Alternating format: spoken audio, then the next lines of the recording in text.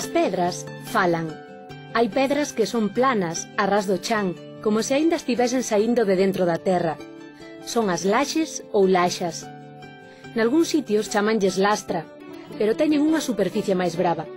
A lousa, en cambio, é a pedra da Galicia oriental que escacha formando lamias de cor negra e gris coas que se cobren as casas e se separan as propiedades. A louseira é a canteira. Da Galicia costeira, en cambio, é o petón, pedra que sobresae no mar. Pero tamén lle chaman petón por terras de soneira e bergantiños as pedras que sobresaen da terra. Coto e outeiro, que eran pequena elevación do terreo ou cumio ateigado de pedras no oriente de Pontevedra e no occidente de Ourense, pasaron a designar unha pedra única de gran tamaño.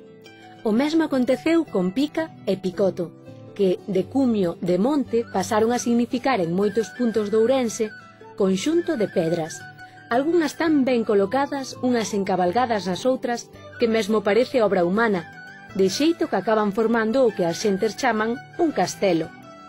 É curioso que tamén no mar os mariñeiros lle chaman picoto a algunhas pedras.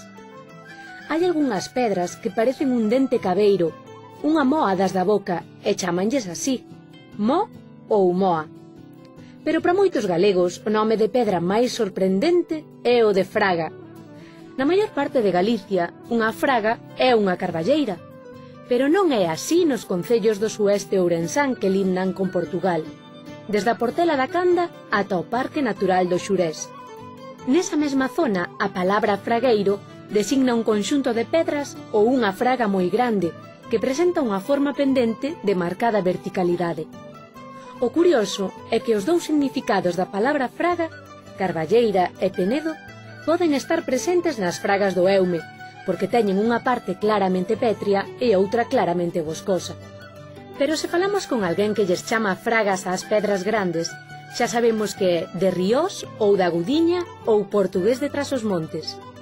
Unha vez máis, as pedras falan. Elas axúdannos a saber en que parte de Galicia estamos ou de onde é quen fala. ¡Ben falado! ¡Ben falado!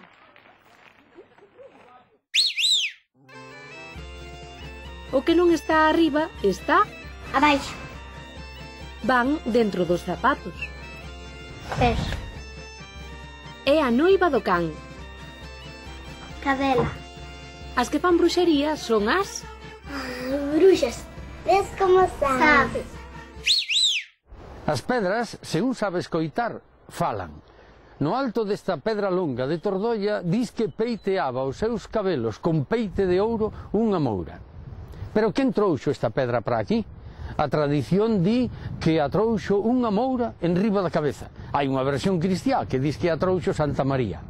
San Martiño de Dumio, no século VI, predicou moito contra o culto ás pedras en Galicia, pero se en Muxía a xente segue curando na Pedra dos Cadrís ou segue encontrando información sobre o estado da súa conta bancaria no Banco Celestial, é que o culto ás pedras aínda segue formando parte da nosa identidade cultural. As pedras falan.